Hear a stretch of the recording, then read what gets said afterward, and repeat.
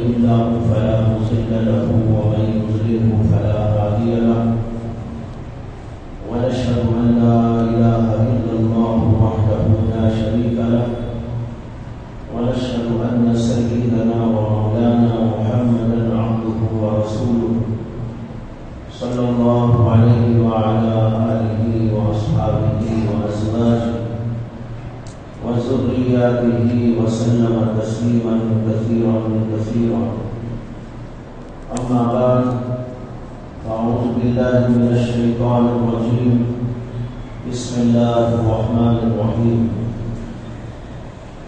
وسارعوا إلى مغفرة من ربكم وجنة عرضها السماوات والأرض أعدت للمتقين الذين ينفقون في السراء والضراء والكاظمين الغيظ والعافين عن الناس والله يحب المحسنين.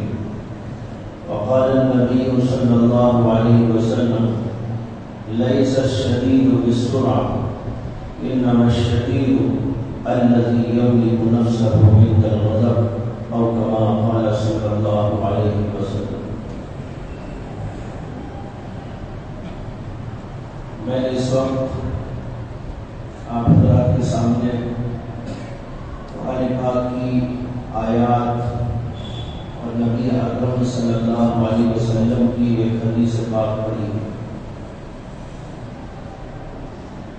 آیت کے اندر تو متعدد مضامین ہیں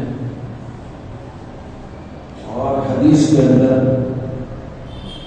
غصے کے بارے میں ایک بات ارشاد فرمائی گئی اور اس وقت میرا مضمون اور میرا مقصود اسی سے متعلق گفتگو کرنا ہے. قرآن پاک کی آیات میں اگرچہ متعدد باتیں آئی ہیں لیکن ان باتوں میں سے ایک بات غضب اور غصے کے بارے میں بھی فرمائی گئی ہے. اس لیے میں نے ان آیات کی تلاوت بھی آپ کے سامنے کر دی. اس سے پہلے سے بات آپ کے سامنے آ رہی ہے کہ ہمارے اندر اللہ تعالیٰ نے بہت سارے اوصاف اور بہت ساری خصوصیات رکھی ہیں اور بعض قوتیں اور بعض طاقتیں اللہ نے انسان کے اندر مدیہ کی اور وہ سب انسان کی ضرورت کے لیے ہے. ان میں سے ایک چیز کا بیان اس سے پہلے ہوا تھا اور وہ تھی شہوت اور شہوت کی قوت شہوانی. اس کی ضرورت انسان کو ہے اور اسی لیے اللہ نے انسان کے اندر اس کو رکھا ہے. لیکن اس کو استعمال کرنے کے سلسلے میں احتیاط برتنے کا حکم دیا گیا. کہاں استعمال کریں کہاں استعمال نہ کریں, کیسا استعمال کریں کیسا استعمال نہ کریں. دوسری جو قوت انسان کے اندر رکھی گئی ہے وہ ہے قوت غضب. اسی کا نام ہے غصہ. غصے کی صفت انسان میں اللہ نے ایک نعمت کے طور پر رکھی. لیکن کسی بھی نعمت کو اگر صحیح طریقے پر استعمال کیا جائے تو نعمت رہتی ہے اور اگر اسی نعمت کا غلط استعمال ہونے لگے, غلط طریقے پر اس کو استعمال کیا جائے, غلط مقاصد کے لیے استعمال کیا جائے تو پھر وہ نعمت جا کر انسان کے لیے مصیبت بن جاتی ہے. دیکھیے ظاہر میں اس کی مثال ہے مال دولت. اس میں کس آدمی کو شبہ ہے یا ہو سکتا ہے کہ مال و دولت اللہ کی عظیم الشان نعمت ہے. اگر انسان کے پاس مال نہ ہو کھائے گا کیسا, پیے گا کہاں سے, کپڑے کیسے بنائے گا, گھر کیسا بنائے گا اور چیزوں کا استعمال کیسا کرے گا. ظاہر بات ہے کہ عظیم الشان اللہ کی نعمت، اور یہی وجہ ہے کہ اللہ نے قرآن پاک کے اندر متعدد جگہ پر مال کے لیے فضل اللہ کا لفظ استعمال کیا۔ ایک جگہ قرآن مجید کے اندر فَإِذَا قُضِيَتِ الصَّلَاةُ فَانتَشِرُوا فِي الْأَرْضِ وَابْتَغُوا مِن فَضْلِ اللَّهِ، جب جمعہ کی نماز پڑھ لی جائے تو تم زمین میں پھیل جاؤ یا اپنے کاروبار میں لگ جاؤ، وَابْتَغُوا مِن فَضْلِ اللَّهِ، اور اللہ کے فضل کو تلاش کرو۔ تمام مفسرین کا اتفاق ہے کہ یہاں پر اللہ کے فضل سے مراد مال دولت ہے۔ جب آدمی تجارت کے لیے جائے گا، بازاروں میں جائے گا، دکانداری کرے گا، تجارت کرے گا یا کوئی اور اس طرح کا پیشہ اختیار کرے گا، تو اس کا مقصد تو یہی ہوتا ہے کہ مال حاصل کیا جائے۔ اللہ نے اسی کے لیے کہا فَانتَشِرُوا فِي الْأَرْضِ وَابْتَغُوا مِن فَضْلِ اللَّهِ، زمین میں پھیل جاؤ، کاروبار میں دھندوں میں لگ جاؤ اور اللہ کے فضل یعنی اللہ کے مال کو تلاش کرو۔ تو معلوم ہوا کہ مال اللہ کی نعمت ہے، لیکن یہ نعمت اس وقت تک نعمت ہے جب اس کو اللہ کے حکم کے مطابق ضروریات میں، جائز کاموں میں، اچھے کاموں میں استعمال کیا جائے۔ لیکن اگر اسی کو کوئی غلط استعمال کرنے لگے تو یہ مال کو خطرہ بن جاتا ہے، پھر اس کے لیے شر کا لفظ استعمال ہوتا ہے۔ چنانچہ بعض احادیث کے اندر مال کے لیے شر کا لفظ آیا۔ اب آپ کہیں گے کہ ایک طرف اللہ نے اس کو فضل کہا اور قرآن میں ایک جگہ پر خیر کا لفظ لیا ہے، مال کے لیے خیر کا لفظ لیا ہے، تو ایک طرف خیر کا لفظ آیا مال کے لیے اور ایک طرف شر کا لفظ آیا مال کے لیے، یہ تو تعارض ہو گیا، ٹکراؤ ہو گیا، اور اللہ کے رسول کے کلام کے اندر کبھی ٹکراؤ نہیں ہو سکتا، یہ بات طے شدہ ہے اپنی جگہ۔ لہذا کیا مطلب ہوا؟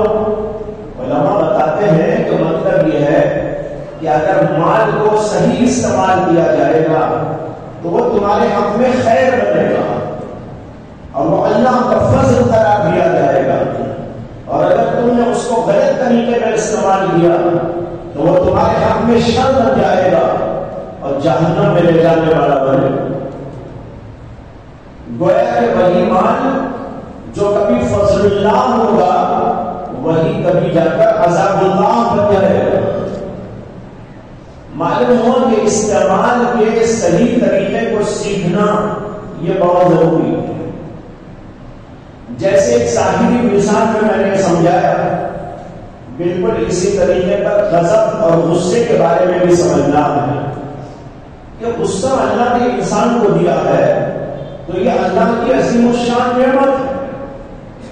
اگر انسان کے اندر غصہ نہ ہو وہ تو جانور ہے، اور جانور بھی سب جانور ایسے نہیں کہ جن کو غصہ نہیں آتا، بعض جانوروں کو بڑا غصہ آتا ہے، کتے کو دیکھو کیسا غصہ آتا ہے، شیر کو دیکھو کیسا غصہ آتا ہے، ہاتھی کو دیکھو غصہ آ گیا تو شہروں کے شہروں کو تباہ کر ڈالتا ہے۔ لیکن کچھ جانور ایسے بھی ہیں جن کو غصہ نہیں آتا، جیسے کہ گدھا۔ اسی لیے امام شافعی رحمہ اللہ فرماتے ہیں کہ جس آدمی کے اندر غصہ نہ ہو وہ تو گدھے کی طرح ہے۔ معلوم ہو کہ انسان کے اندر تو غصہ ہونا چاہیے، یہ اللہ کی نعمت ہے، لیکن اس غصے کا استعمال اگر غلط طریقے پر ہو گیا، غلط جگہ پر ہو گیا تو پھر یہی چیز انسان کے حق میں مصیبت بن جاتی ہے۔ قرآن کریم کی جو آیت اس وقت میں نے پڑھی ہے، پہلے اسی کے روشنی میں کچھ باتیں عرض کرتا ہوں کہ اللہ تعالیٰ نے پہلے تو فرمایا وَسَارِعُوا إِلَىٰ مَغْفِرَةٍ مِّن رَّبِّكُمْ وَجَنَّةٍ عَرْضُهَا السَّمَاوَاتُ وَالْأَرْضُ أُعِدَّتْ لِلْمُتَّقِينَ، کہ تم آگے بڑھو اللہ کی طرف سے ملنے والی مغفرت کو حاصل کرنے کے لیے، وَسَارِعُوا إِلَىٰ مَغْفِرَةٍ مِّن رَّبِّكُمْ، جو مغفرت تمہارے پروردگار کی جانب سے ملتی ہے اس مغفرت کو حاصل کرنے کے لیے دوڑو، اس کے لیے جلدی کرو۔ اور آگے کہا وہ جنت، اور جنت کو حاصل کرنے کے لیے جنت کیسی ہے؟ فرمایا عرضها السماوات والارض، وہ جنت جس کا عرض زمین و آسمانوں کے برابر ہے، عرضها السماوات والارض، اتنی بڑی اللہ نے جنت بنائی ہے۔ اس جنت کو حاصل کرنے کے لیے آگے بڑھو۔ علماء کہتے ہیں جنت اور مغفرت کو حاصل کرنے کے لیے آگے بڑھنے کا مطلب ہے کہ اس کے اسباب کی طرف آگے بڑھو، وہ اسباب اختیار کرو جن اسباب سے اللہ کی مغفرت تمہاری طرف متوجہ ہوتی ہے۔ اور جنت حاصل کرنے کے لیے دوڑوں کا مطلب یہ ہے کہ وہ اسباب اختیار کرو، وہ اعمال اختیار کرو جن اعمال پر جنت کا ترتب ہوتا ہے۔ اس لیے اللہ نے کہا وَسَارِعُوا إِلَىٰ مَغْفِرَةٍ مِّن رَّبِّكُمْ وَجَنَّةٍ عَرْضُهَا السَّمَاوَاتُ وَالْأَرْضُ أُعِدَّتْ لِلْمُتَّقِينَ، وہ جنت جو خالص طور پر متقیوں کے لیے تیار کی گئی ہے۔ معلوم ہوا کہ جنت میں متقی جاتا ہے، جو غیر متقی ہو جنت میں داخل نہیں ہو سکتا۔ جو گناہ کرتا ہو، بدکاری میں مبتلا رہتا ہو، اللہ کے احکام کو توڑتا رہتا ہو، غلط کاریوں میں مبتلا رہتا ہو، اللہ نے جنت اس کے لیے نہیں بنائی ہے۔ یہاں صاف اللہ نے کہہ دیا اعدت للمتقین، جو جنت کے اللہ نے متقیوں کے لیے تیار کی، اس جنت کو حاصل کرنے کے لیے رغبت کرو، اس کے اسباب اختیار کرو۔ معلوم ہوا کہ متقی آدمی جنت میں جائے گا اور متقیوں ہی کے لیے جنت تیار کی گئی، لہذا اعدت للمتقین کہہ کر بتا دیا گیا کہ جنت فاسقین کا مقام نہیں ہے، فاجرین کا مقام نہیں ہے، اور کافرین کا تو بدرجہ اولا نہیں۔ جب فاسقین اور فاجرین بھی جنت میں نہیں جائیں گے تو پھر کافرین کے جانے کا کیا سوال پیدا ہوتا ہے؟ اب آپ کے ذہن میں سوال آ سکتا ہے کہ کیا متقی بنے بغیر کوئی جنت میں نہیں جا سکتا؟ یہ قرآن کے الفاظ تو آپ کے سامنے ہیں، اعدت للمتقین، جنت بنائی گئی ہے متقی لوگوں ہی کے لیے، یہ خاص ہے ان کے لیے۔ اگر ان کے لیے خاص نہ ہوتے تو اللہ اس کا ذکر کیوں کرتے؟ اب سوال یہ ہے کہ بعض وقت ایک آدمی مومن ہونے کے باوجود گناہ کرتا ہے، کر دیتا ہے، تو کیا وہ لوگ جنت میں نہیں جاتے؟ ایسے لوگوں کے لیے جنت میں جانے کے دو طریقے۔ ایک طریقہ تو یہ ہے کہ گناہ ہو گیا تو گناہوں کے لیے سچی معافی طلب کرو اللہ سے۔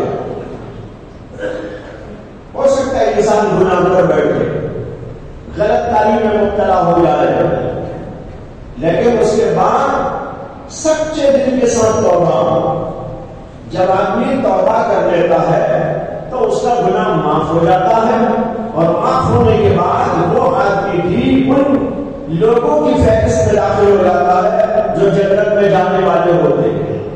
حدیث میں آتا ہے کہ اللہ کے نبی علیہ السلام نے فرمایا التائب من الذنب کمن لا ذنب له، جو آدمی گناہ سے توبہ کر کر لیتا ہے وہ ایسا ہو جاتا ہے جیسے کہ اس نے گناہ ہی نہ کیا. یہ اللہ کی رحمت ہے. تو لہٰذا ایک طریقہ تو یہ ہے کہ سچے دل کے ساتھ معافی مانگے. جو ہو گیا آج سے میں گناہ نہیں کروں گا، اور پھر اس کے اوپر قائم ہو جائے تو متقی بن جائے گا. دوسرا طریقہ یہ ہے کہ اگر یہاں معافی تلافی نہیں کی لیکن ایمان صحیح سلامت لے کر یہاں سے چلا گیا تو آدمی کبھی نہ کبھی جنت کے اندر داخل کیا جائے گا. لیکن اس سے پہلے اس کی صفائی کا انتظام کیا جائے گا. گناہوں کو دھو کر پاک و صاف کر پھر جنت کے اندر بھیجا جائے گا. اس کی پاکی کے لیے وہاں ایک شفا خانہ ہے. گنہگاروں کی گناہوں سے پاکی و صفائی اور ان کی اصلاح اور ان کی بیماری کو شفا سے بدلنے کے لیے اللہ نے وہاں پہ شفا خانہ رکھا ہے. اس کا نام ہے جہنم. آدمی کو پہلے اس میں ڈالا جائے گا پھر نکالا جائے گا. جب وہ پاک ہو جائے گا صاف ہو جائے گا گناہ دھل جائیں گے اس کی سیاہی مٹ جائے گی اور وہ چمکنے لگے گا تو پھر اللہ اس کو نکالیں گے اور جنت کے اندر بیٹھ گئے. تو بھائی یا تو دنیا میں پاک ہو جاؤ. اگر دنیا میں پاک نہیں ہوئے تو پھر وہاں پاکی کا انتظام قدرتی ہاسپٹل میں ہو جائے گا. اس کی مثال ایسی ہے جیسے ایک آدمی کو کسی جگہ جانا تھا وہاں جانے کے لیے شرط تھی کہ ایسا ہونا چاہیے. تو اگر وہ پہلے ہی سے ان سب چیزوں کی تیاری کر کے جائے گا تو چیکنگ کی جائے گی اور ٹھیک سب ہوگا تو بھیج دیا جائے گا. لیکن اگر وہ چیزیں اس کے پاس میں نہیں ہوں گی تو پھر بھائی اس کے لیے دوسرا انتظام کیا جائے گا. اسی طریقے پر وہاں اگر یہاں سے گناہوں سے توبہ کیے بغیر متقی بنے بغیر یوں ہی چلا گیا تو وہاں پر شفا خانے میں داخل کیا جائے گا اور جہنم کے ایندھن میں اس کو تپا کر پکا کر اس کے گناہوں کی سیاہی کو ختم کیا جائے گا اور پھر اس کے بعد اس کو جنت میں بھیجا جائے گا. یہ دو قانونی طریقے ہیں. ذرا باتوں کو غور سے سن لینا. یہ دو باتیں جو بتائی ہیں یہ کیا ہے؟ قانونی. اللہ کا قانون ہے. اللہ نے تو صاف کہہ دیا اعدت للمتقین جنت تو متقی لوگوں کے لیے بنائی گئی ہے لہذا اس میں متقی ہی جا سکیں گے. اب متقی بننے کی دو شکلیں میں نے بتا دی. یا تو یہ ہے کہ گناہ کر رہا ہے تو توبہ کر لے اور آئندہ کے لیے پکا وہ سچا بن جائے.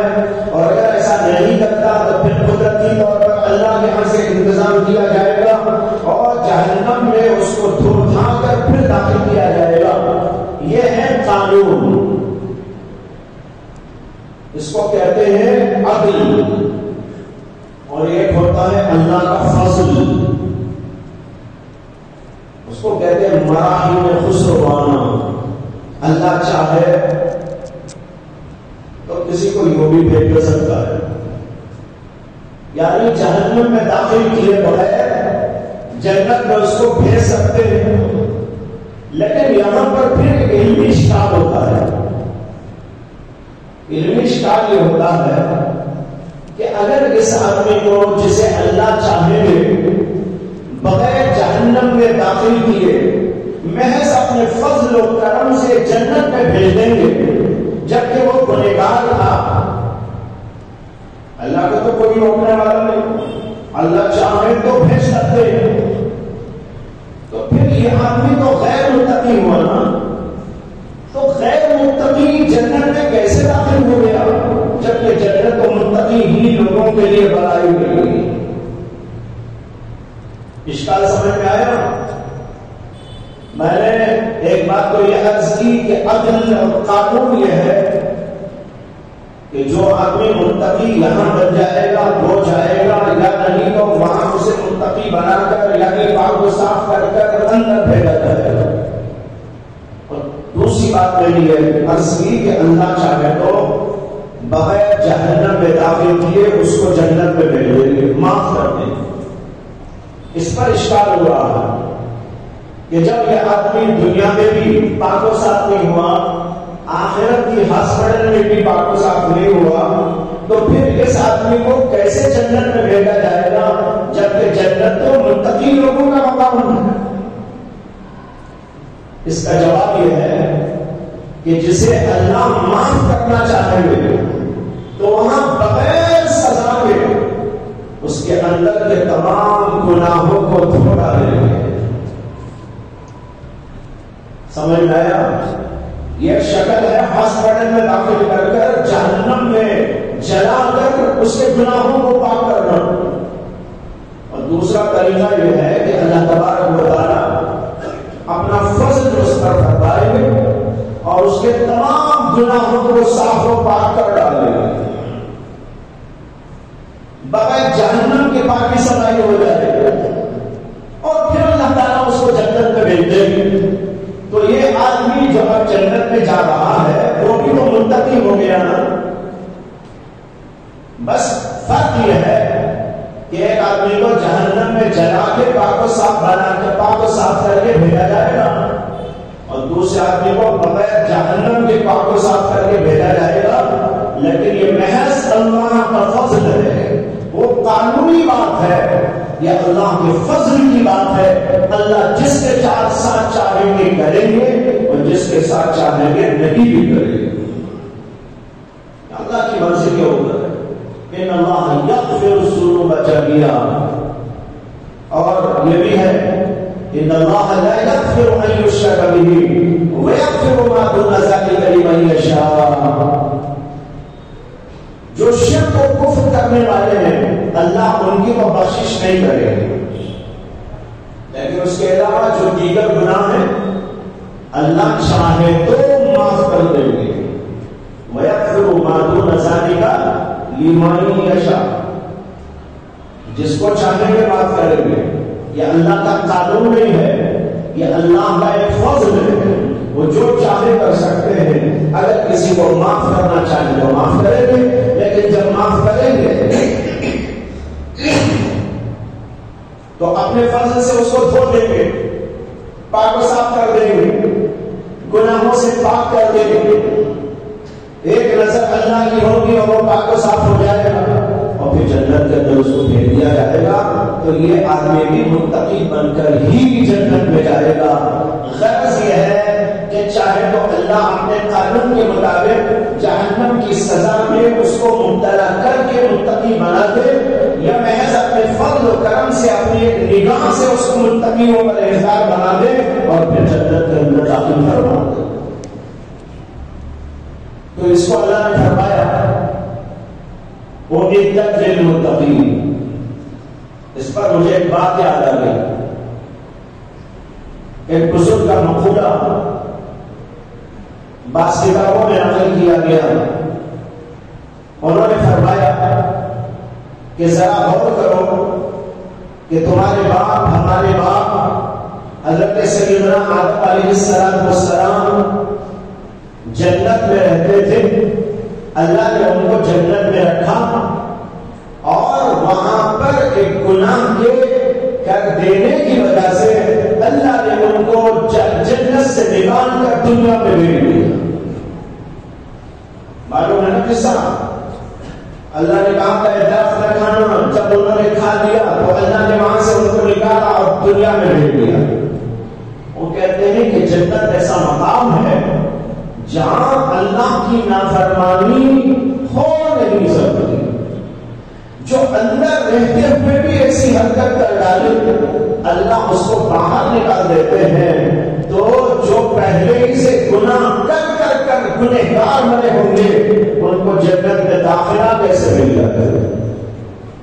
واقعی سوچنے کی بات ہے، غور و فکر کی بات ہے۔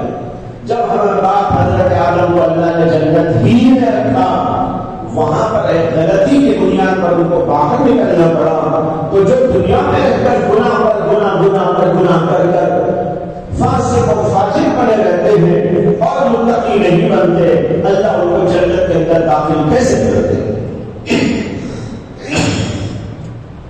یہ تو ہوئی پہلی آیت جو میں نے پڑھی تھی.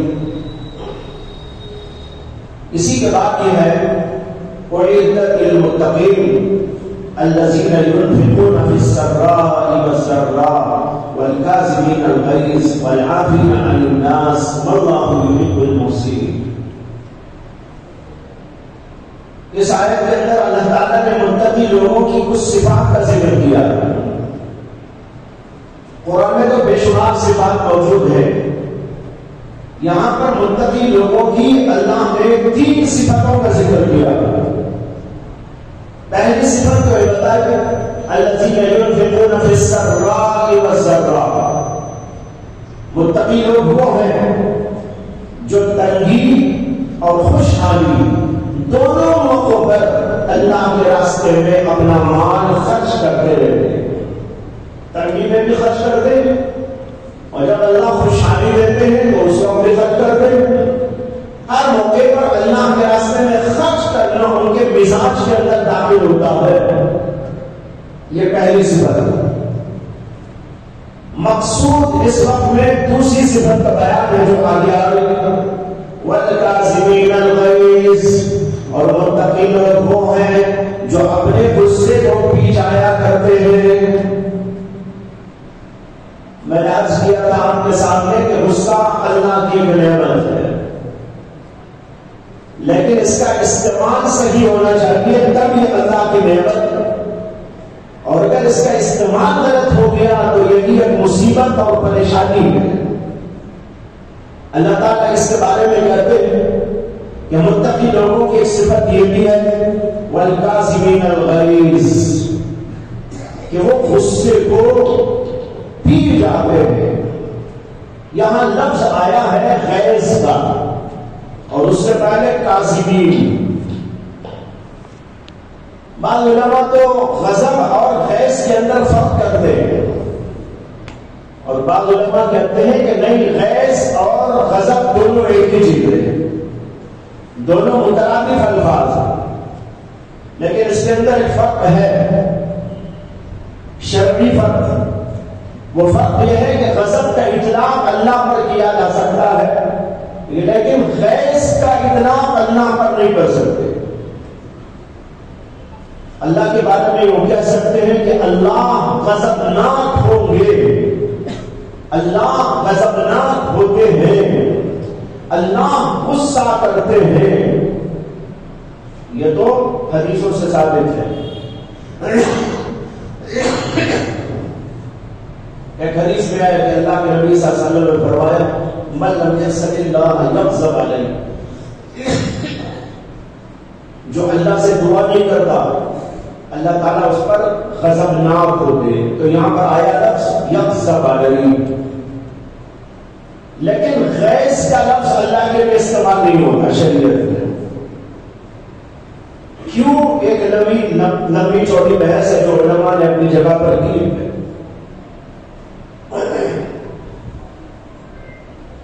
میں اس وقت میں اس کی بحث نہیں چھڑنا چاہتا. بہرحال مراد ہے غصہ. کہتے ہیں والکاظمین الغیظ, یہ نیک بندے متقی بندے وہ بندے ہیں جو ایک طرف اللہ کے راستے میں خرچ کرتے ہیں تو دوسری طرف ان کی ایک صفت یہ ہوتی ہے کہ وہ غصے کو پی جاتے ہیں. یہاں غصے کے پینے کے لیے جو لفظ استعمال کیا گیا ہے وہ بڑا معنی خیز لفظ ہے. وہ ہے کاظمین. عربی میں کاظم کہتے ہیں قزم, کاف ضا اور میم, قزم. اس کے بعد عربی میں آتے ہیں کہ کوئی مشکیزہ بھر جائے پانی سے, بھرنے کے بعد اوپر آنے لگے تو اس کے اوپر باندھ دیا جاتا ہے تاکہ پانی باہر نہ آئے. اس کو عربی میں کہتے ہیں شد القربہ عند امتلائها. جب وہ بھر جائے تو مشکیزے کو اوپر سے باندھ دینے کا نام ہے قزم. اسی لفظ کو اللہ نے یہاں استعمال کر لیا. کیوں استعمال کیا؟ اس لیے استعمال کیا کہ جب انسان کے اندر غصہ آتا ہے تو غصہ آنے کے بعد انسان کی حالت خراب ہونے لگتی ہے اور وہ اندر کا غصہ باہر نکلنے کو آتا ہے. غضب، غیظ، اس کی شدت، یہ جو ہے اندر سے ابل کر اچھل کر باہر آنے کی کوشش کرتی ہے. چنانچہ جب غصہ آتا ہے تو کیا حال ہوتا ہے؟ جن لوگوں کو بے تحاشا غصہ آتا ہے دیکھو ان کا چہرہ بدل جاتا ہے، صورت بدل جاتی ہے، آنکھیں بدل جاتی ہیں، زبان بدل جاتی ہے، آواز بدل جاتی ہے، سب بدل جاتا ہے، حرکتیں بدل جاتی ہیں. ایسی ایسی حرکتیں کرتا ہے آدمی جیسے معلوم ہوتا پاگل ہو گیا ہو. ایسا چیخنے لگتا ہے کہ معلوم ہوتا ہے کہ کچھ آفت اور مصیبت آ گئی ہو. چہروں کو دیکھو تو ایسا لگتا ہے کہ شیطان اس کے اندر آ گیا ہو. آنکھیں پھاڑ رہا ہے، منہ پھاڑ رہا ہے، زور زور سے بک رہا ہے، گالیاں دے رہا ہے، ہاتھ اور پیر اور یہ اور وہ سب ادھر ادھر ہو رہے. ہوتا ہے کہ نہیں ہوتا؟ اللہ یہ کہنا چاہتے ہیں کہ سب چیزوں کے اوپر جیسے پانی بھر جائے تو مشکیزے کے اوپر بندھن لگا دی جاتی ہے، اسی طریقے پر غصہ آئے تو تمہارے اوپر بھی بندھن لگ جانی چاہیے. اندر ہی ہونا چاہیے، باہر نہیں آنا چاہیے، اچھل آنا چاہیے.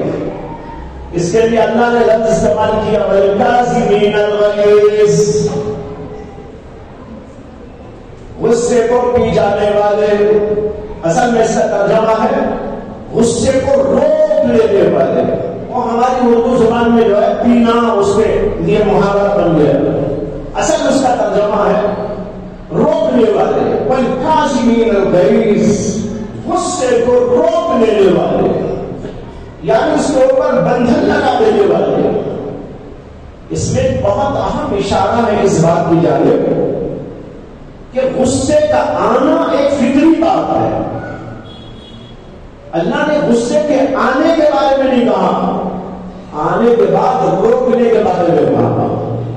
معلوم ہوتا ہے کہ غصہ آنا اختیار میں نہیں ہے، وہ فطرت ہے انسان کی، آ جائے گا.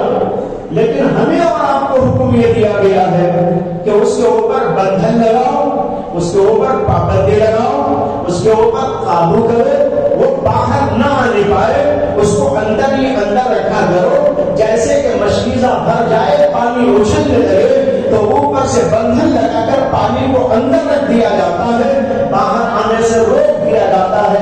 اسی طرح تمہارا غصہ باہر چھلکنا نہیں چاہیے. یہ ہے کاظم کے بارے میں. وَالْكَاظِمِينَ الْغَيْظَ، اس میں دو باتیں سمجھ میں آ گئی. ایک بات تو سمجھ میں آئی کہ غصے کے آنے پر اللہ نے پابندی نہیں لگائی بلکہ غصے کے کرنے پر پابندی لگائی. اسی لیے شروع میں عرض کیا تھا کہ غصہ تو فطری ہے، انسان کے اندر ہونا چاہیے، بلکہ اللہ کی ایک نعمت ہے، ضرورت کے لیے اللہ نے اس کو رکھا. اگر غصہ ہی انسان کے اندر نہ ہو تو انسان کے لیے بڑے نقصانات ہونا چاہیے. لیکن اندر رہنا چاہیے، باہر نہیں آنا چاہیے بے موقع. ہاں جہاں موقع ہو اور مناسب ہو، حالات کا تقاضا ہو، شریعت کا حکم ہو تو اس وقت میں غصہ کرنے کی بھی اجازت دی گئی. تو اس سے معلوم ہوا کہ کاظمین کا لفظ لگا کر اللہ نے بتایا ہے کہ غصہ تو آئے گا تو ہو، لیکن اس کے اوپر پابندی ہونی چاہیے اور اس کے اوپر بندش لگا دینی چاہیے. استعمال نہیں کرنا چاہیے، اس کو اندر ہی اندر رکھنا چاہیے، باہر نکلنے نہیں دینا چاہیے. وَالْكَاظِمِينَ الْغَيْظَ، بہت سے لوگ یہ سمجھتے ہیں کہ غصہ آنا ہی نہیں چاہیے آدمی کو، یہ کوئی کمال ہے. نہیں، یہ کوئی کمال نہیں، بلکہ انسان کا نقص ہے، عیب ہے کہ انسان کے اندر غصہ نہ ہو، بلکہ ہونا چاہیے. البتہ دو پابندیاں ہیں اس پر ایک پابندی یہ ہے کہ حد سے بڑھنا نہیں چاہیے، دوسری پابندی یہ ہے کہ بے موقع استعمال نہیں ہونا چاہیے۔ اگر کسی کو بے تحاشا غصہ آ رہا ہو وہ بھی غلط، اور کوئی غصہ آنے پر اس کا استعمال موقع بے موقع کرتا چلا جائے تو وہ غلط۔ میں اس کی مثال دیا کرتا ہوں چھری سے۔ جیسے چھری ہر گھر میں ہوتی ہے، کوئی بھی گھر چھری سے خالی نہیں، کاٹنے کے لیے، ترکاری کاٹنے کے لیے، گوشت کاٹنے کے لیے اور چیزوں پہ کاٹنے کے لیے گھر گھر کے اندر موجود ہے۔ اگر 1000 گھر یہاں موجود ہے تو 1000 گھروں میں ایک نہیں ہو سکتا ہے کہ 3-4 ہزار چاقو نکلا ہے۔ ایک ایک گھر میں 2-2 3-3 4-4، کوئی چھوٹی کوئی بڑی، کوئی اس سے بڑی کوئی اس سے بڑی، یہ کاٹنے کی، یہ کاٹنے کی، یہ کاٹنے کی، یہ چھوٹی چیزیں کاٹنے کی، یہ بڑی چیزیں کاٹنے کی۔ ہر گھر کے اندر 2-2 3-3 4-4 چاقو رکھی ہوئی ہوتی۔ اسی طریقے پر اللہ نے انسان کو غصہ دیا، اس کی مثال ہے چھری کے جیسی۔ جیسے ہر گھر میں چھری چاہیے، اسی طرح ہر انسان کے اندر غصہ ہونا چاہیے۔ جیسے وہ گھر بڑا ناقص ہے جس گھر کے اندر چھری نہ ہو۔ ایک صاحب نے اپنی بیوی سے کہا کہ بریانی پکاؤ، میں یہ سودا لا رہا ہوں، گوشت لا رہا ہوں، مسالہ لا رہا ہوں، ایسے چاول لا رہا ہوں، فلاں چیزیں لا رہا ہوں۔ اس نے کہا بہت اچھا۔ اب وہ گیا بازار کو جا کر بہت ساری چیزیں خرید کے لے آیا اور بیوی کو حوالے کر کے چلا گیا، لیکن اس گھر کے اندر چاقو نہیں، اس گھر کے اندر چاقو نہیں۔ اور وہ چلا گیا اپنے آفس کو اور یہ سوچ کر گیا تھا کہ دوپہر میں آؤں گا یا شام میں آؤں گا تو لذیذ اور مزیدار بریانی کھاؤں۔ اور وہاں سے آیا رات میں اور پوچھا بیوی سے کہ کیا تیار ہو گیا؟ اس نے کہا کہ جو ہے میں تو تیار تھی پکانے کے لیے، لیکن پکانے کے لیے جو چیزیں تیار ہونی چاہیے اس میں چھری تو بڑی اہم تھی، وہی نہیں تھی۔ اب بتاؤ کیسے بناؤں؟ اب دیکھیے سارا مسالہ موجود، سب کچھ موجود، لیکن چھری نہیں ہے۔ گوشت کیسے کٹے گا؟ ترکاری کیسے کٹے گی؟ پیاز کیسے کاٹی جائے گی؟ اور چیزیں کیسے کاٹی جائے گی؟ اور وہ مسالہ بنا کر کیسے جو ہے ڈالا جائے گا؟ بغیر اس کے تو بریانی بن نہیں سکتی، لہذا بریانی بن نہ سکی محض ایک چھری کے علاوہ۔ اسی طریقے پر اللہ نے انسان کو غصہ دیا۔ ہر انسان اللہ کا شکر ادا کرے کہ اللہ نے مجھے ایک بہترین چھری عطا فرمائی ہے۔ روزانہ جیسے اور بہت ساری چیزوں کا شکر کرتے ہو، اسی طریقے پر خاص طور پر نوجوانوں سے کہتا ہوں اس کا شکر ادا کرو۔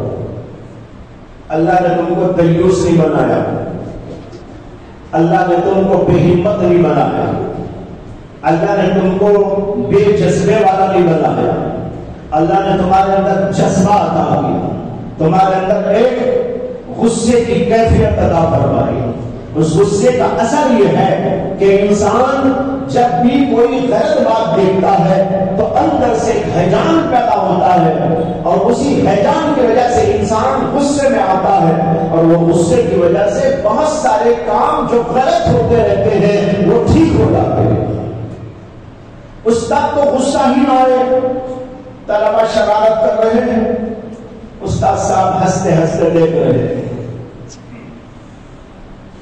طلبہ الٹا سیدھا کر رہے ہیں، استاد صاحب کو غصہ ہی نہیں آتا، وہ بڑے پیار کے ساتھ سب کو دیکھ رہے ہیں۔ ابا جی بیٹھے ہوئے ہیں، بیٹا الٹا سیدھا کر رہا ہے اور ابا جی کو غصہ آتا ہی نہیں۔ ماں بیٹھی ہوئی ہے، ماں کو غصہ آتا ہی نہیں۔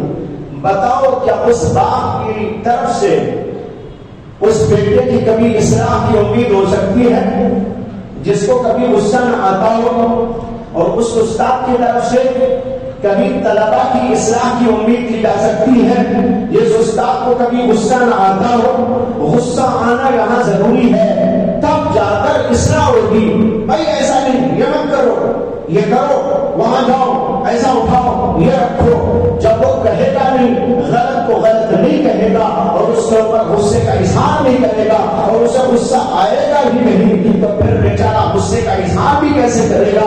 اس لیے یہاں نہ طلبا کی اصلاح ہو سکتی ہے اور نہ ہی باپ کی جانب سے بیٹوں اور بچوں کی اصلاح ہو سکتی ہے. نہ ایسے ہی کسی شیخ کو غصہ کبھی نہ آتا ہو، وہ اپنے مریدین کی کبھی اصلاح نہیں کر سکتا ہے. اسی طرح جو بھی بنا اپنے چھوٹوں پر کبھی غصہ نہ کرتا ہو، وہاں اس سے چھوٹوں کی کبھی اصلاح نہیں ہو سکتی ہے. اسی لیے غصے کو اللہ نے دیکھ کر ایک بہت بڑی نعمت سے سرفراز کیا ہے. اسی طرح اس غصے کی وجہ سے انسان جہاد کرتا ہے، کافروں کے خلاف اسے غیظ و غضب آتا ہے. اگر انسان کے اندر غیظ و غضب نہ ہو تو وہ کافروں کے خلاف آواز کیسے اٹھائے، کیسے ہتھیار چلائے؟ اس لیے کہ اس کے اندر تو غصہ ہے ہی نہیں. نہ کفر پر غصہ آتا ہے، نہ شرک پر غصہ آتا ہے، نہ فسق و فجور پر غصہ آتا ہے، نہ الٹی سیدھی حرکتوں پر غصہ آتا ہے، نہ پڑھنے پر غصہ آتا ہے، نہ کرنے پر غصہ آتا ہے. اور جو کرنے کی نہیں ہے چیزیں، ان کے کرنے پر بھی غصہ نہیں آتا ہے. کسی اچھائی کے چھوڑنے پر غصہ نہیں آتا، کسی برائی کے کرنے پر غصہ نہیں آتا. تو اس انسان سے کسی اچھائی کی امید کبھی نہیں کی جا سکتی. اس سے آپ کو سمجھ میں آیا ہوگا کہ اللہ کی کتنی بڑی نعمت ہے. لیکن بھائیوں، اللہ کے لیے اس پر بھی غور کرو کہ اگر یہ اللہ نے ہم کو نعمت دی ہے تو اس نعمت کا میں صحیح استعمال کروں، غلط استعمال نہ کروں. جیسے میں نے شروع میں مال کی مثال دی، مال صحیح استعمال ہوگا تو نعمت، غلط راہوں میں استعمال ہوگا. بہت سارے لوگوں کو اللہ مال دیتا ہے، وہ مال کو اچاڑتے رہتے ہیں، فضولیات میں خرچ کرتے رہتے ہیں، بےہودہ جگہ میں خرچ کرتے رہتے ہیں، محرمات میں خرچ کرتے رہتے ہیں، فضولیات میں خرچ کرتے رہتے ہیں. باپ نے کما کے رکھا، بچوں نے اجاڑ دیا، یہاں تک کہ بھکاری بن گئے. ایسا واقعات دنیا میں پیش آتے رہتے. باپ نے کمایا تھا، جمایا تھا، بڑی محنتیں کی تھی، اپنا خون پسینہ ایک کیا تھا، اللہ کی اتنی عظیم الشان نعمت لے کر اپنے بچوں کو دے کر گیا کہ میں تم کو یہ دے کے جا رہا ہوں، ان کو سامان کے رکھنا. لیکن ان کو چونکہ مال یوں ہی مل گیا، اس وجہ سے قدر نہ ہوئی، موقع بے موقع خرچ کرتے رہے، فضولیات میں اڑاتے رہے، لفظیات میں اڑاتے رہے اور ادھر ادھر برباد کرتے رہے. یہاں تک کہ موقع ایسا آیا سارا مال ختم ہو گیا اور بھکاری بن گئے. حدیث میں آتا ہے اللہ کے نبی علیہ السلام سے ایک صحابی نے پوچھا تھا کہ مجھے اللہ نے مال دیا ہے تو میں یہ اللہ کے راستے میں خرچ کرنا چاہتا ہوں اور پورے کا پورا مال خرچ کر دینا چاہتا ہوں. نبی اکرم صلی اللہ علیہ وسلم نے فرمایا کہ اتنا دینے کی ضرورت نہیں ہے، تمہارے بچوں کے لیے بھی رکھ کے جاؤ. انہوں نے کہا یا رسول اللہ، میں 2/3 مال اللہ کے راستے میں دے دیتا ہوں اور 1/3 اپنے بچوں کو. اللہ کے نبی نے فرمایا کہ نہیں، اتنی ضرورت نہیں ہے، اپنے بچوں کے لیے زیادہ. انہوں نے عرض کیا کہ یا رسول اللہ، آدھا مال اللہ کے لیے دے دیتا ہوں، آدھا بچوں کے لیے. اللہ کے نبی صلی اللہ علیہ وسلم نے فرمایا کہ اتنا بھی نہیں، اور بھی زیادہ بچوں کے لیے. تب ان صحابی نے عرض کیا کہ یا رسول اللہ، 1/3 اللہ کے راستے میں دیتا ہوں، باقی بچوں کے لیے. اللہ کے نبی نے کہا ہاں، الثلث، ثلث دے دو. ثلث کے معنی 1/3، والثلث کثیر، یہ ثلث بھی بہت ہے.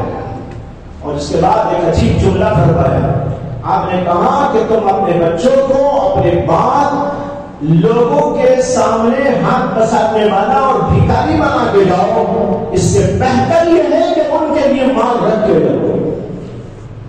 یہ حدیث ہے، بخاری شریف کی حدیث ہے۔ تو بول رہا ہوں یہ کہ دیکھو یہ کتنی بڑی نعمت، لیکن بعض لوگ اس کو ضائع کر دیتے ہیں۔ اللہ کے نبی نے اس کی قدر سمجھائی اور یہ بھی بتایا حدیث کے اندر، مال کو ضائع کرنے سے اللہ کے نبی نے منع فرمایا۔ اللہ کے نبی نے اس سے منع کیا، اس سے منع کیا، اسی میں ہے اضاعۃ المال، مال کو ضائع کرنے سے بھی اللہ کے نبی نے منع فرمایا۔ یہاں یہی عرض کرنا چاہ رہا ہوں، اس کو بھی آپ سمجھو اللہ کی ایک بہت بڑی نعمت ہے جو غصے کی شکل میں آپ کو دی گئی، جیسے شہوت دی گئی، خواہش دی گئی، یہ اللہ کی بہت بڑی نعمت ہے جس کے بارے میں تفصیلی گفتگو پہلے کر چکا ہوں۔ اب یہ عرض کر رہا ہوں کہ یہ بھی اللہ کی نعمت ہے جس کا نام ہے غصہ۔ اس کو سنبھال کے رکھو، ضائع نہ کرو۔ اگر ضائع کرنے میں تو ضائع ہو گئے، اور ضائع کرنا کیا ہے؟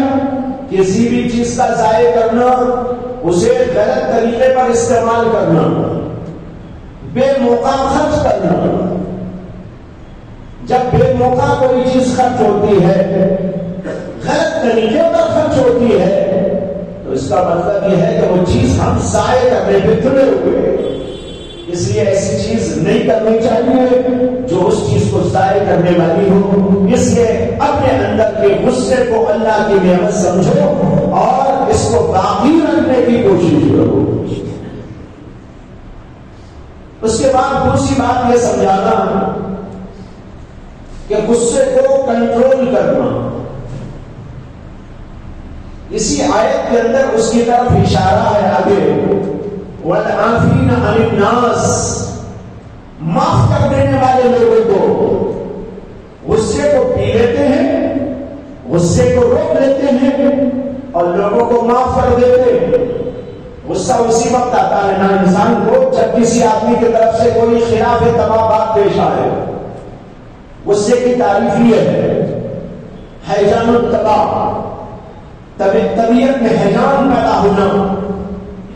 جب ایسی چیز دیکھے جو اس کے خلاف جاتی ہو، اس کی طبیعت کے خلاف جاتی ہو، طبیعت کے خلاف کوئی چیز پیش آئی، کسی نے گالی دے دی، کسی نے الٹا سیدھا کہہ دیا، کسی نے الٹا سیدھا کر دیا، یا اور کوئی ایسی بات کر دی جو انسان کو اچھی نہیں لگتی، تو اس کے اوپر انسان کو غصہ آتا ہے، طبیعت کے اندر ہیجان پیدا ہوتا ہے۔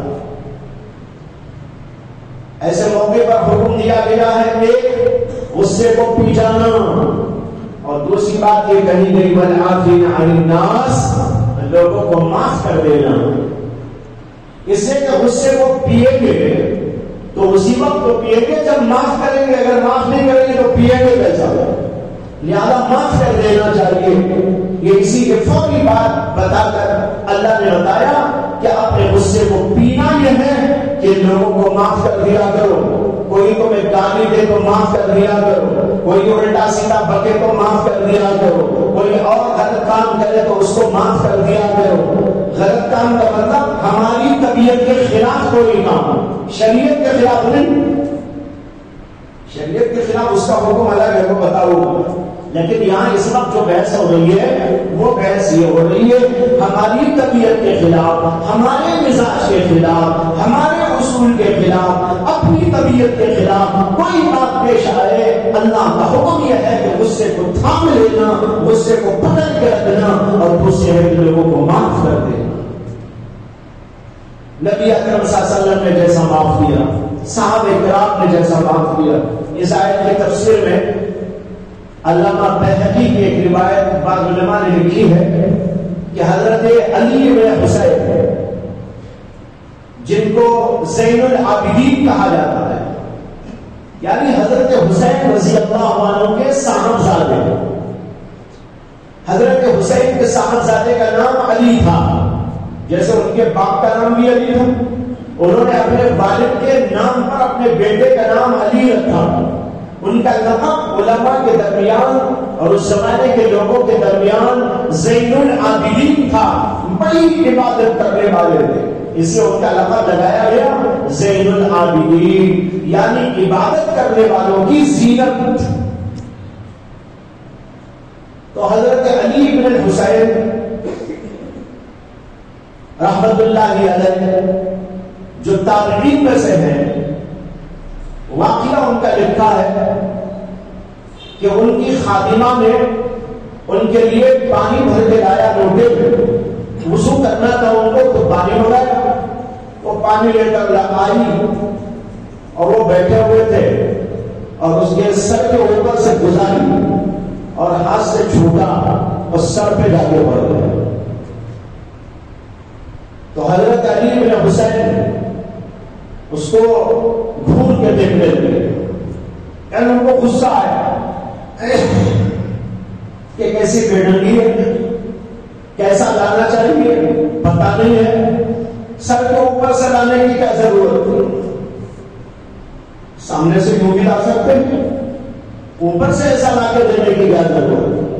آپ نے دیکھا ہوگا نا بعض لوگ دعوتوں میں، شادیوں میں، کسی تقریب میں کھانا وانا سپلائی کرتے ہیں نا، سبوں کے اوپر سے بلاتے رہتے ہیں، گرم گرم کھانا آ رہا ہے، گرم گرم سالن آ رہا ہے، سبوں کے اوپر سے یہ لاتے رہتے ہیں۔ اگر کسی کے ہاتھ سے چھوٹا تو بھائی کیا حال ہوگا؟ طریقہ یہ نہیں ہے، ادب یہ نہیں ہے، اصول یہ نہیں ہے، صحیح طریقہ سیکھنا چاہیے سرونگ کرنے کا، کسی کو جو ہے اس کی خدمت کرنے کا کیا طریقہ ہونا چاہیے، طریقہ بھی سیکھنا چاہیے۔ اس لیے جو ہے ان کو غصہ آیا، یہ کیا بے ڈھنگا طریقہ، اوپر سے لائی، ہاتھ چھوٹ گیا، ہاتھ سے چھوٹ گیا، لوٹا سر پہ پڑ گیا۔ جب انہوں نے اسے ڈھونڈ کے دیکھا تو وہ باندھی سمجھ گئی کہ ان کو غصہ آ گیا، لیکن اس زمانے کی باندیاں بھی آج کی طرح نہیں، پڑھی لکھی ہوتی تھی، قرآن کی حافظہ ہوتی تھی، قرآن کا علم رکھتی تھی۔ آج تو عام لوگوں کو بھی نہیں باندھی، وہ باندھی قرآن پاک کی یہ آیت پڑھنے لگی، اس نے آیت پڑھی وَالْكَاظِمِينَ الْغَيْظَ، حضرت نے فوراً کہا قسمت غیظی، میں نے میرے غصے کو پی لیا۔ وہ عورت کہنے لگی کہ اللہ نے اس کے بعد میں کہا ہے وَالْعَافِينَ عَنِ النَّاسِ، حضرت نے فرمایا کہ جا میں نے تجھ کو معاف کر دیا۔ وہ عورت آگے پڑھنے لگی ان اللہ یحب المحسنین، اللہ تعالیٰ احسان کرنے والوں کو پسند کرتا ہے، اور نے کہا جا میں تجھے آزاد کرتا ہوں۔ ایک ہی وقت میں آیت کے تینوں جزوں پر عمل کر لیا، غصے کو پی بھی لیا اور پھر اس کے بعد اس کو معاف بھی کر ڈالا اور پھر احسان یہ کیا کہ اس کو آزاد بھی کر دیا۔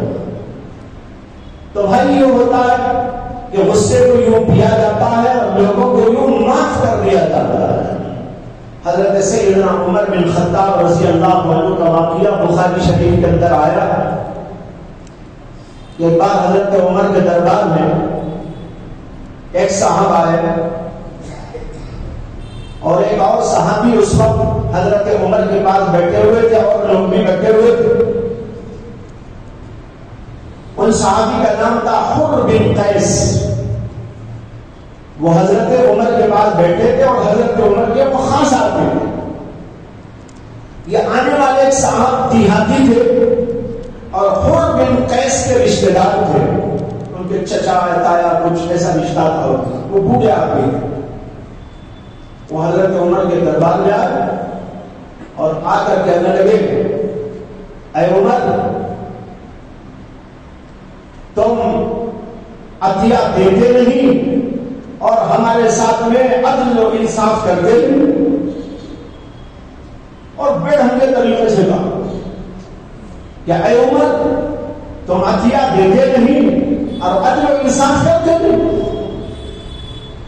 تو حضرت عمر کو اس کے اوپر بہت غصہ آیا، روایت میں موجود ہے کہ اتنا غصہ آیا حضرت عمر کو کہ حضرت عمر اس کے اوپر کوئی جو ہے بات کہہ سکتے تھے، اتنا غصہ آیا۔ حضرت عمر کے غصے کو دیکھ کر حضرت حر بن قیس جو بیٹھے ہوئے تھے انہوں نے یہی آیت پڑھی اور کہا والکاظمین الغیظ، تو حضرت عمر فوراً اسی وقت میں اپنے غصے کو روک لیتے ہیں۔ روایت میں آتا ہے کہ جو بھی آیت پڑھی گئی حضرت عمر رضی اللہ عنہ نے اپنے غصے کو روکا، اور راوی آگے کہتا ہے وَكَانَ وَقَّافًا عِنْدَ كِتَابِ اللَّهِ، حضرت عمر کا حال و احوال یہ تھا کہ اللہ کی کتاب کا کوئی حکم ان کو سنایا جاتا تھا بس وہاں ٹھہر جاتے تھے۔ وَكَانَ وَقَّافًا عِنْدَ كِتَابِ اللَّهِ، اللہ کا حکم سنائے، اللہ کی کتاب سے کوئی بات ان کے سامنے پیش کی جائے تو اس کے بعد آگے بالکل نہیں بڑھتے تھے، جو اللہ کا حکم ہوتا تھا اس کے اوپر ٹھہر جاتے۔ یہ ہوتا ہے غصے کو پی لینا۔ تو بھائیوں ایک ہے غصے کا آ جانا، وہ تو مصر نہیں بلکہ اللہ نے ہم کو دیا تو اس پر شکر ادا کرو، لیکن حکم یہ ہے کہ غصہ کرنے سے پہلے اللہ کے حکم کے مطابق اس کے احکام کو دریافت کرو، کہاں کر سکتے ہیں، کب کر سکتے ہیں، کیسا کر سکتے ہیں۔ یہی علماء نے جو مجھ کو سمجھانا ہے، انشاءاللہ اس کے بارے میں اگلی مجلس میں عرض کروں گا کہ ایک انسان کو اس کے سلسلے میں کیا حدود بتا رہے ہیں۔ دوسری بات یہ عرض کروں گا کہ غصے کو قابو میں لانے کے لیے کون سی چیزیں استعمال کرنا چاہیے۔ یہ سب سے اہم مسئلہ ہے، آج کی دنیا کا بڑا اہم مسئلہ، اور میں اسی لیے کہا کرتا ہوں غصہ تو انٹرنیشنل بیماری ہے۔ چھوٹے کو، بڑے کو، بچے کو، بوڑھے کو، جوان کو، عورتوں کو، مردوں کو، کسی کو بھی اس نے نہیں چھوڑا، نہ عربوں کو، نہ انڈین کو، نہ پاکستانیوں کو، نہ اربستانیوں کو۔ شاید قبرستان والے بچے ہوئے ہیں،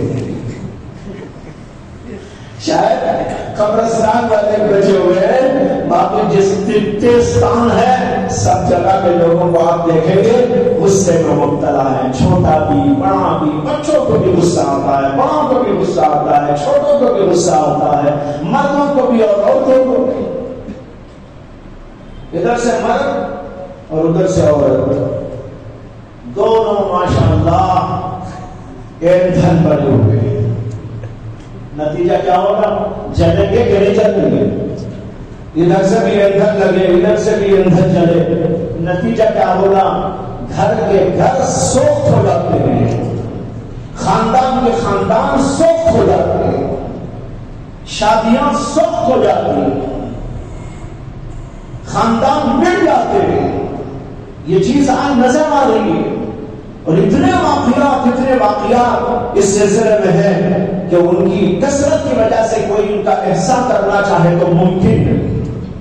اس لیے بھائیوں یہ بہت اہم موضوع ہے جس کو سمجھنا اور اس پر عمل کرنا چاہیے کہ ہمارا غصہ ہمارے قبضے میں آ جائے، ہم غصے کے قبضے میں نہ ہو بلکہ غصہ ہمارے قبضے میں ہو۔ ہم جب چاہیں گے جیسے چھری کو اٹھا کے کاٹتے ہیں پھر رکھ دیتے ہیں، اسی طرح ہم غصے کو اٹھائیں، جہاں ضرورت ہوگی وہاں پر استعمال کریں اور پھر ایک طرف بیگ میں ڈال کے رکھ دیں، پھر جب ضرورت پڑے گی اس وقت میں اٹھا لیں۔ لیکن اب تو ایسا نہیں ہے، وہ غصہ آپ کو استعمال کرتا ہے، ادھر بھی ادھر بھی ادھر بھی ادھر بھی، وہ آپ کو استعمال کرتا ہے۔ نہیں، آپ یہ قسم کھا لیں کہ غصے کو میں استعمال کروں گا، غصہ مجھے استعمال نہیں کرے گا، میں ایسی تدبیریں اور ایسے طریقے استعمال کروں گا کہ یہ میرے قبضے میں آ جائے، میں جب چاہے جہاں چاہے شریعت کے مطابق، اللہ کے حکم کے مطابق، ضرورت کے موقع پر جہاں فائدہ محسوس کروں گا وہاں اس کو استعمال کروں گا، باقی وقت میں چھری اٹھا کے کہیں رکھ ڈال دوں گا۔ یہ ہے سیکھنے کی بات۔ اگر یہاں بیٹھا ہوا اتنا مجمع بھی اسے سیکھ جائے گا اور اپنے غصے کو قابو میں لانے کی مشق کر لے، میں سمجھتا ہوں کہ پورے بنگلور میں انقلاب آ جائے۔ اتنے جو بیٹھے ہوئے ہیں نا، اتنے بھی اگر یہ سوچنے سمجھنے اور کرنے پر تیار ہو جائے تو پورے بنگلور میں انقلاب آ جائے گا۔ اسے کہ آج تو اتنا زیادہ اس سلسلے میں ابتلا ہے جس کی حد و نہایت نہیں، جیسے کہ عرض کر چکا ہوں اس وجہ سے بھائیوں اس موضوع پر توجہ دینے کی کوشش کیجیے. اللہ تعالیٰ مجھے بھی آپ کو بھی اچھی سمجھ اور فکر عطا فرمائے اور عمل کی توفیق عطا فرمائے. وآخر دعوانا ان الحمد للہ رب العالمین.